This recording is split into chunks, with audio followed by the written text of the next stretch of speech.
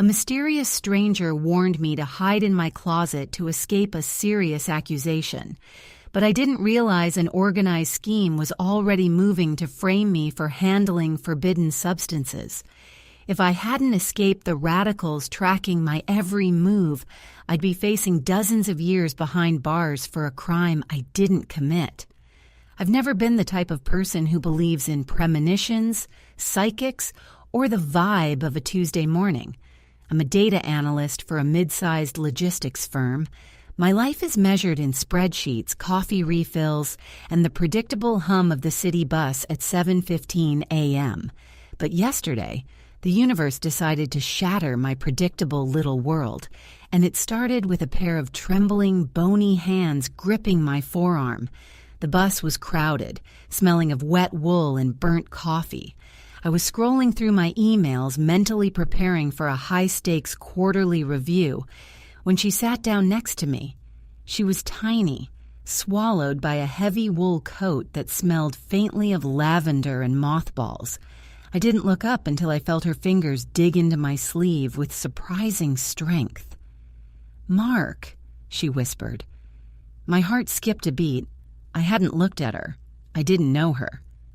"I'm sorry, do I know you?" I asked, trying to pull my arm back politely. Her eyes were a milky blue, clouded by cataracts, but they held a terrifying intensity. She didn't answer my question. Instead, she leaned in closer, her breath cold against my ear. "Don't go to work today, Mark. If you value your life, you turn around right now. Go home. Go home and hide in the closet. Stay there until the sun goes down. Do not open the door for anyone." I chuckled nervously, looking around to see if anyone else was witnessing this. A few commuters stared at their phones, oblivious. "Look, lady, I think you have the wrong guy. I have a big meeting. I can't just—" "They are waiting for you," she hissed, her grip tightening until it actually hurt. "The organized scheme is already in motion. If you walk through those glass doors, you aren't coming back out. Hide in the closet, Mark. The closet is the only place they won't look." The bus pulled up to my stop. I forced a smile, pried her hand off my arm, and stood up. "Have a nice day, ma'am. Maybe get some tea." As the bus doors hissed shut behind me, I glanced back through the grimy glass. She wasn't looking at the other passengers. She was staring directly at me, her lips moving in a silent prayer, or maybe a warning. I brushed it off. It was just a classic city encounter, right? A confused elderly woman with a wild imagination. But as I walked toward the towering glass skyscraper of Apex Logistics, a cold prickle started at the base of my neck. Usually the security guard, Pete, gives me a thumbs up or a joke about the local football team. Today he didn't even look at me. He was staring at a tablet, his face pale and rigid. When I scanned my badge, the light didn't turn green immediately. It hesitated, blinking red for 3 long seconds before finally chirping and letting me through.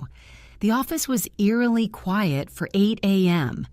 My boss, Mr. Henderson, was already in his glass-walled office, pacing back and forth.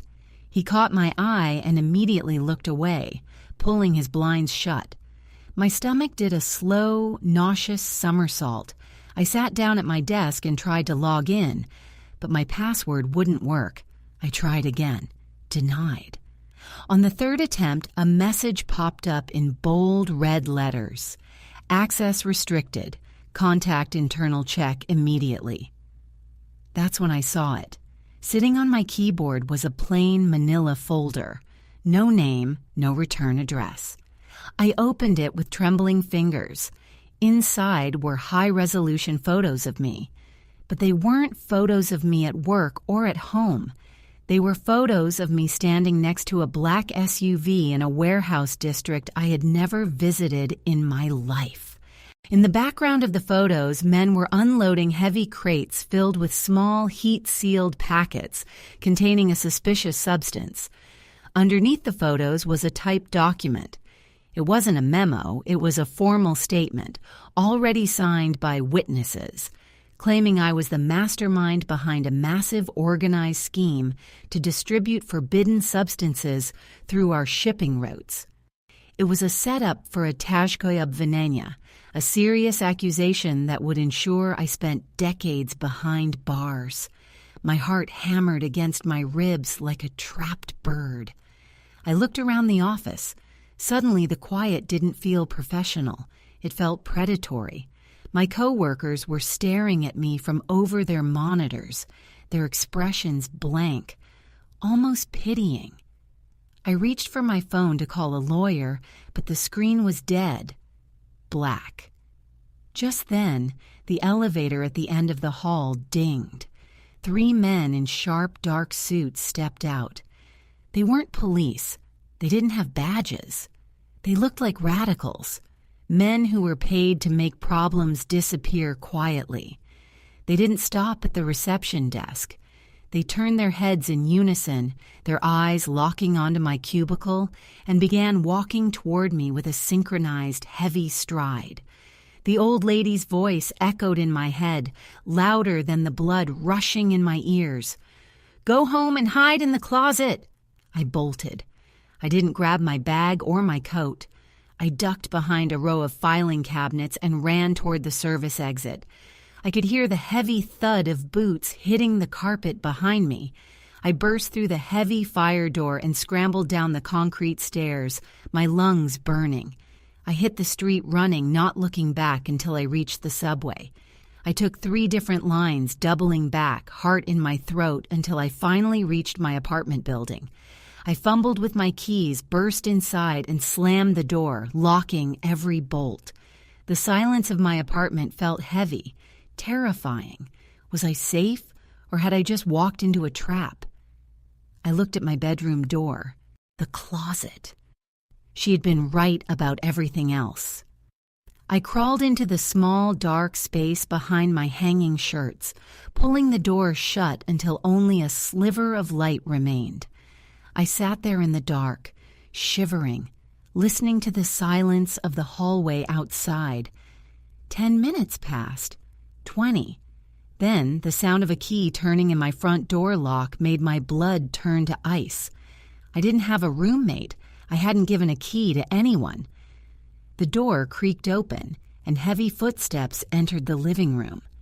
"Check the bedroom," a voice whispered, a voice I recognized as my boss, Mr. Henderson.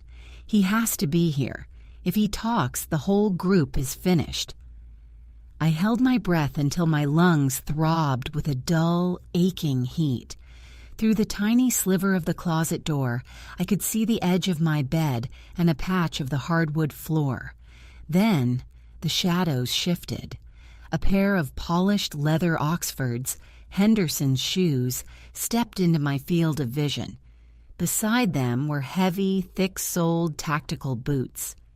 "He's not in the kitchen or the living room," a deep, gravelly voice whispered. One of the radicals. "The window is locked from the inside. He's here, Mr. Henderson. He's trapped." "Find him," Henderson hissed. His voice lacked its usual corporate polish. It sounded jagged, desperate. "If that internal check gets to him before we do, the whole organized scheme is blown. 10 years of work, gone because a data analyst got cold feet. We need to handle this now. He's the perfect fall guy for the forbidden substances we've been moving. If he's dead, his suicide note will explain everything." I felt a cold sweat break out across my forehead. They weren't just framing me. They were planning to end me. I shifted my weight slightly, trying to ease the cramp in my leg, and my hand brushed against the back wall of the closet. The wood felt different. It wasn't the solid drywall of the rest of the apartment. It was a thin plywood panel that felt loose at the corners. I didn't have time to investigate. The heavy boots were moving closer. I heard my dresser drawers being ripped open, clothes being tossed onto the floor. "Nothing here," the gravelly voice said. "The bed," Henderson commanded. I heard the mattress being flipped, the wooden frame groaning under the weight of the search. I squeezed my eyes shut, praying to a God I hadn't spoken to in years. Why did that old lady know? How could she have known my name, my job, and exactly where I should hide?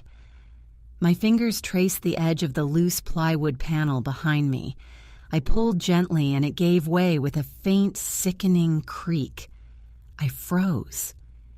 "Did you hear that?" Henderson asked. The footsteps stopped. Silence filled the room, heavy and suffocating. I could hear them breathing. I could hear my own heart thumping against my ribs like a rhythmic drum. "It came from the closet," the radical said. I didn't wait. I shoved the plywood panel open. To my shock, there wasn't a wall behind it. It was a narrow, dark crawl space, a hidden maintenance shaft that must have been part of the building's original 1920s architecture.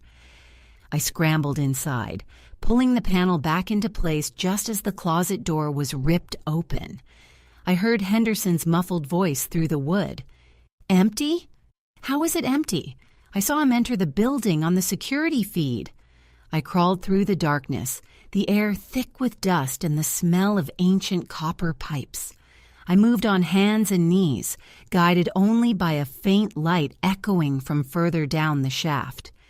After what felt like an eternity, I reached a small iron grate that looked down into another room. I looked through the slats and gasped.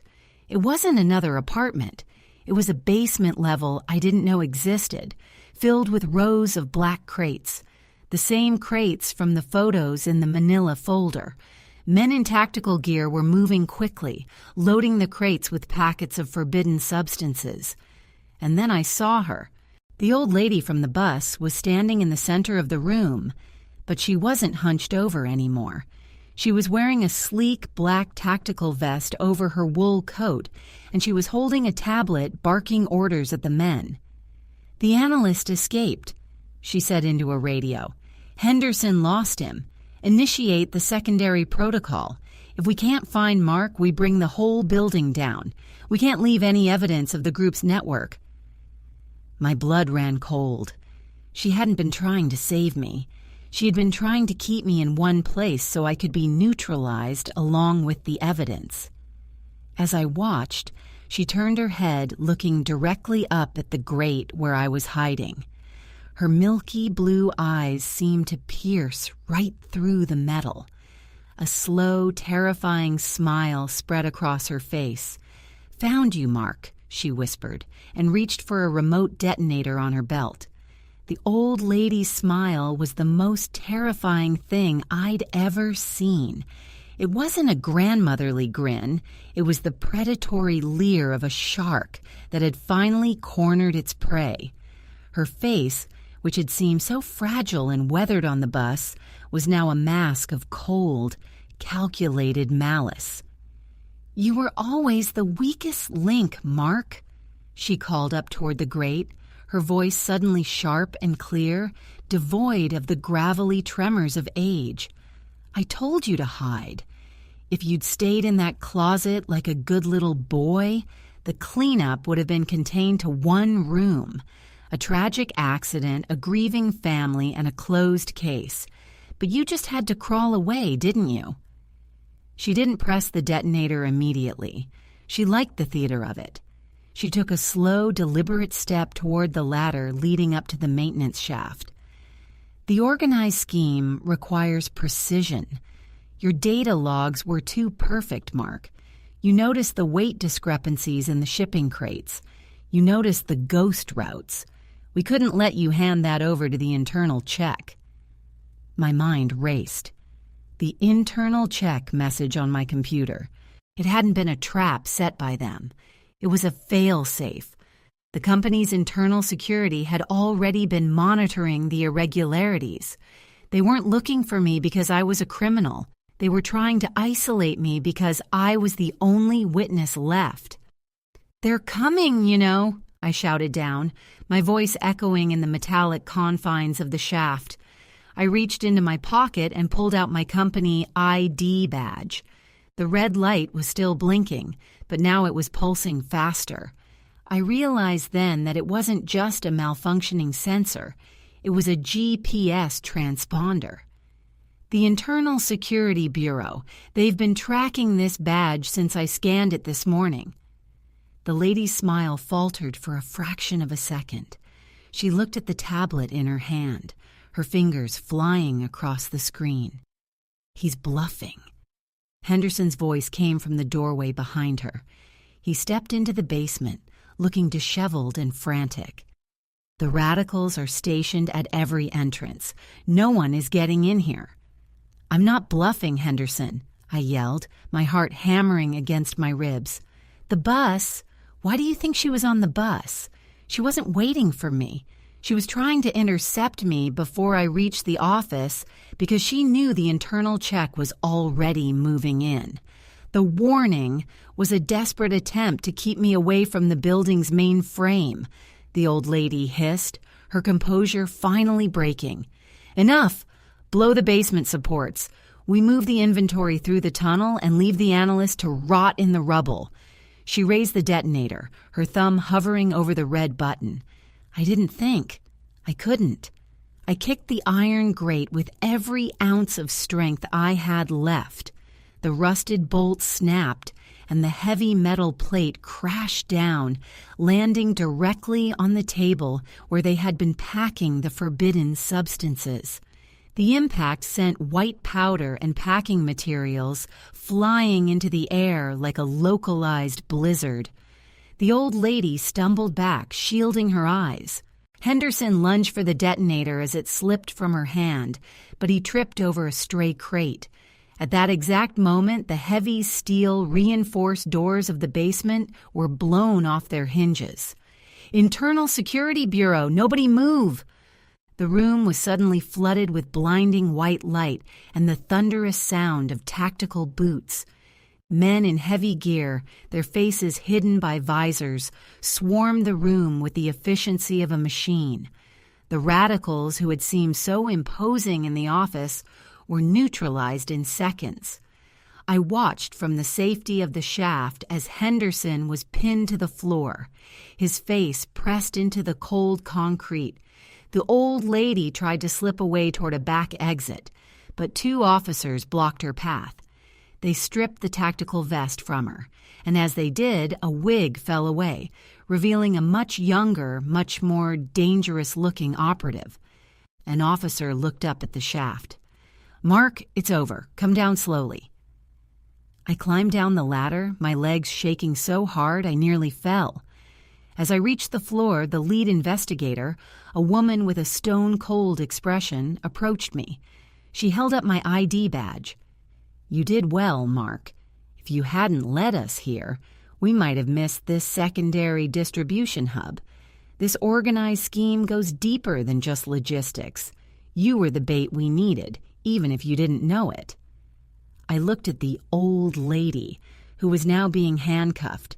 She glared at me, her eyes still holding that milky, terrifying blue light. "You should have stayed in the closet," she spat. I took a deep breath, the smell of dust and lavender finally fading from my senses. "I'm more of a front door kind of guy," I muttered. The investigation took months.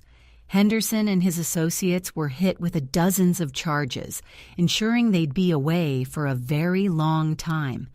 The logistics firm was restructured, and I was offered a massive promotion for my bravery, though I mostly just felt like a guy who'd been very lucky.